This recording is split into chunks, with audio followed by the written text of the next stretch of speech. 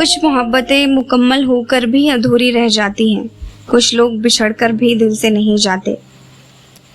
ये कहानी है उस मोहब्बत की जो 7 जन्म नहीं बल्कि एक ही जन्म में अमर हो गई। ये कहानी है देवानंद और सुरैया की। मुंबई में एक फिल्म की शूटिंग चल रही थी। फिल्म का नाम था विद्या। देवानंद और सुरैया नाव पर बैठे एक शूट कर रहे थे। तभी अचानक नाव पलट जाती है। देव साहब अपनी जान की फिक्र किए बिना सुरैया को पानी से निकालते हैं और तभी से उन दोनों की दोस्ती गहरी हो जाती है। दोनों शूटिंग के बाद बाहर घूमने जाया करते थे, साथ में लंच और डिनर किया करते थे।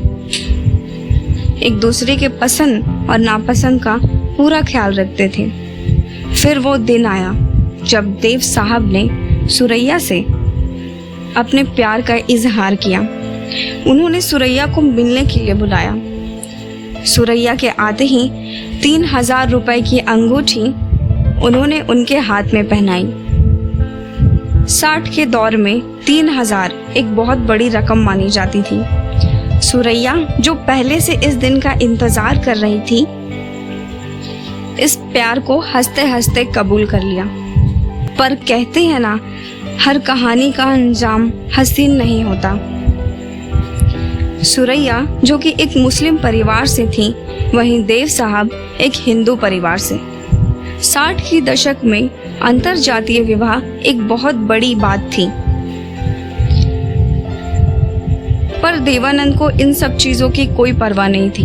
वो बस सुरैया से किसी भी कीमत पर शादी करना चाहते थे। उन्होंने सुरैया से कोर्ट मैरिज करने को कहा, पर सुरैया की नानी इस शादी से बिल्कुल नाखुश थी। उन्होंने सुरैया को देव साहब से मिलने, यहाँ तक कि उनके साथ कोई भी काम करने से मना कर दिया था।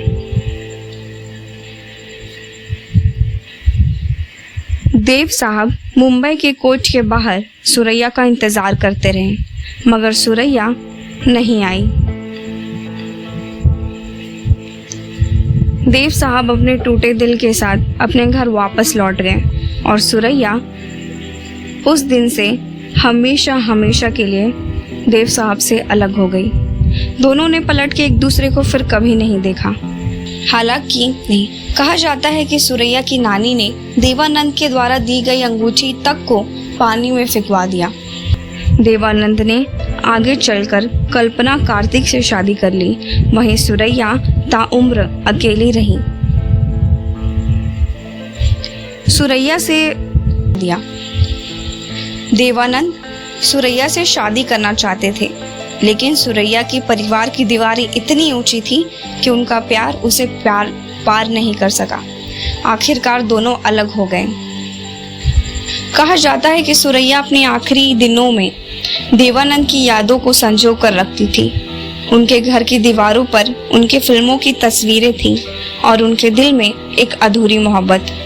और शायद यही वजह थी कि देव साहब और सुरैया की प्रेम कहानी आज भी बॉलीवुड की सबसे खूबसूरत और सबसे दर्दनाक प्रेम कहानियों में से एक है। सोचिए, अगर उस दिन सुरैया ने अपने प्यार के लिए एक कदम आगे बढ़ा पाती तो शायद बॉलीवुड की सबसे खूबसूरत प्रेम कहानी का अंत कुछ और होता, लेकिन किस्मत को शायद यही मंजूर था।